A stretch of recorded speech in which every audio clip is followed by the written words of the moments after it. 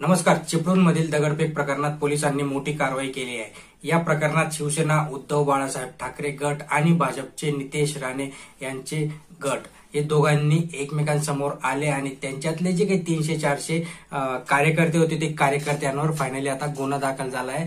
आपण किती दिवस या शतरंज उचलायचं काम करणारे या लोकांसाठी आपण किती दिवस आपण पोलीस कोठडीमध्ये जाणारे आपल्याला समजून घेण्यासारखे मित्रांनो.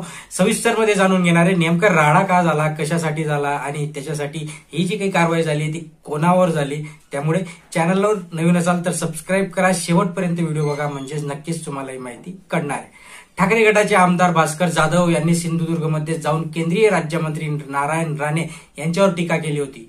ही टीका राणे यांना चांगलीच जीवावर लागली आणि त्याचमुळे भास्कर जाधव यांच्या टीकेला उत्तर देण्यासाठी माजी खासदार यांनी जाहीर सभेचं आयोजन केलं आणि या सभेआधी गुहागरमध्ये तुफान राडा झाल्याचं आपल्याला पाहायला मिळतंय. जाहीर सभेआधी माजी खासदार निलेश राणे यांची चिपळूणमधील रॅली काढण्यात आली होती. या रॅली दरम्यान हा राडा झाला. रॅली दरम्यान निलेश राणे आणि भास्कर जाधव समर्थक आमने सामने आले. दोन्ही कार्यकर्त्यांमध्ये जोरदार दगडफेक करण्यात आली. जमावावर नियंत्रण मिळवताना पोलिसांची देखील चांगलीच दमछाक झाली. आता या प्रकरणात पोलिसांनी 300 ते 400 कार्यकर्त्यांवर गुन्हे दाखल झाले आहेत आणि हे याच्यावर टीका केली होती. भास्कर जाधव यांनी का टीका नारायण राणेंवर हे पण आपण बघून घेणार आहे.